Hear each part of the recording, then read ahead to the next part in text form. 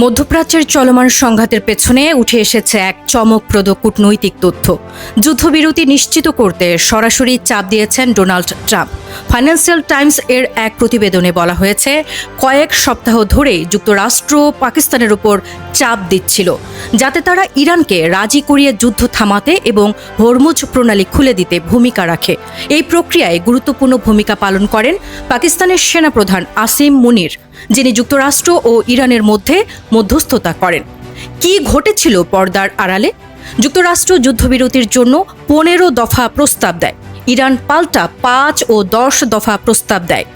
Hormuz প্রণালী খুলে দেওয়াও আলোচনার অংশ ছিল।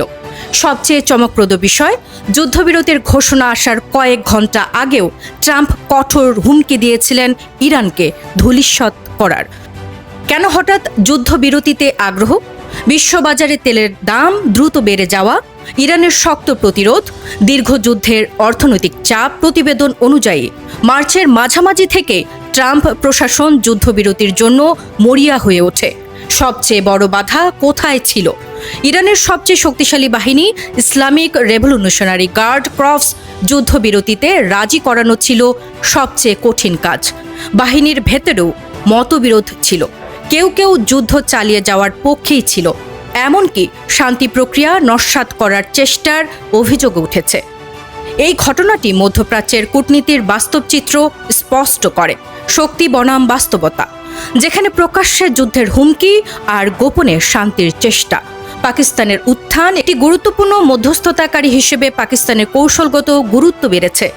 অর্থনীতি বড় ফ্যাক্টর, তেলের বাজারই যুদ্ধবিরতির পেছনে বড় ভূমিকা রেখেছে। অস্থিতিশীল শান্তি, যুদ্ধবিরতি হলেও ইসরায়েল লেবানন সংঘাত ও আঞ্চলিক উত্তেজনা এখনও রয়ে গেছে। যুদ্ধবিরতি ভেঙে যাওয়ায় ঝুঁকি এখনও আছে। বড় ধরনের কূটনৈতিক চুক্তির দিকে যেতে পারে পরিস্থিতি, অথবা আবারও সংঘাত তীব্র হতে পারে। পর্যবেক্ষকদের মতে এই যুদ্ধবিরতি শুধু সাময়িক শান্তি, মূল সংকট এখনও রয়ে গেছে, আর তার সমাধান নির্ভর করছে পরবর্তী কূটনৈতিক পদক্ষেপের উপর। আরও আন্তর্জাতিক আপডেট পেতে সাবস্ক্রাইব করুন পালস নিউজ 360।